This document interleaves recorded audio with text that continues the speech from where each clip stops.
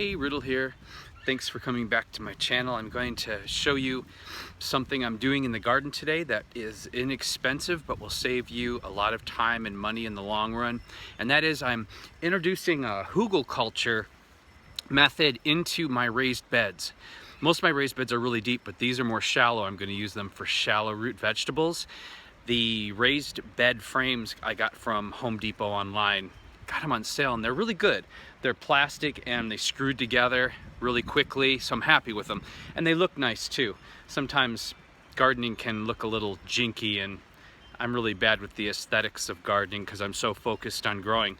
But I want to show you a really cool way that will help you save water and time in the summertime. So let's get to that.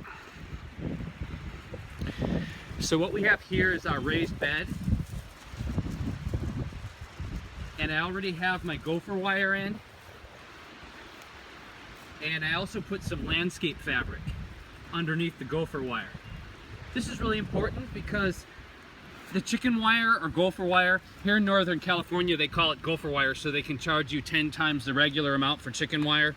Total ripoff, but what are you gonna do? The gopher wire will keep moles out from your bed and gophers.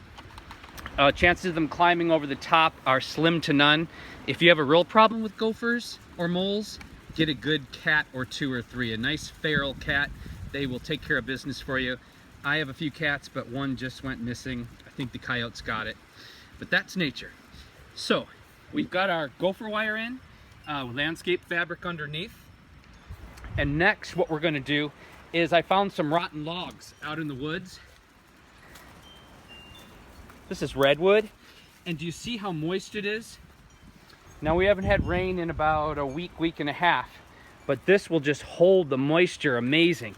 So I break it up into pieces, and then we're gonna line this into the bottom of our bed, and then put our soil on top of it. So generally you put the big pieces of the broken up rotten tree stumps and bark first, then you do a layer of this smaller leaf litter and what have you, and then we will put our soil on top of that.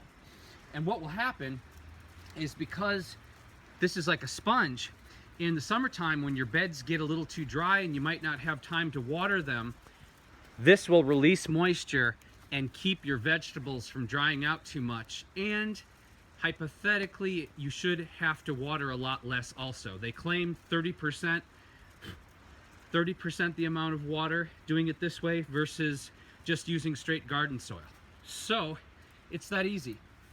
And when you pack your logs in, you know, you just want to get them as tight as possible. And then when you put your leaf litter on top, just jump up and down on it. That'll help a lot. And that's what I've done over here. These are my big garden beds. And you can tell it's really early right now, around the last day of March, and we've already got some pretty impressive looking chrysanthemum greens and chard. Peas are over 14 inches tall.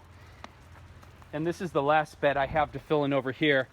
I've got my logs in the bottom. I've got a bunch of cardboard. Works really great too. You can slam cardboard boxes into it as your second layer. My logs are on the first layer, cardboard on the second layer, and then this is all my leaf litter. So we're almost ready to put the soil in. And then here's my two new projects.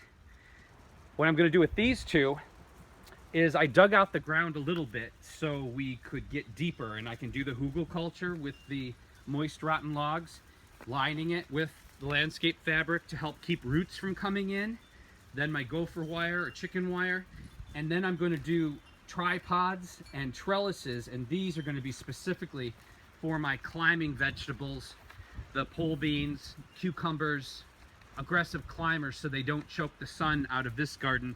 Because last year I had them, you can see back there the trellis. Last year I had them in here and they robbed the garden of a lot of sun, and they did okay. They could have done better. That's it. So this will save you a lot of time watering. It'll save you a lot of money because more than half of your bed you're actually going to fill with just rotten sticks and leaves and logs, and then you just have to put about 6 inches of soil on the very top and then let it do its thing. Okay, that's it.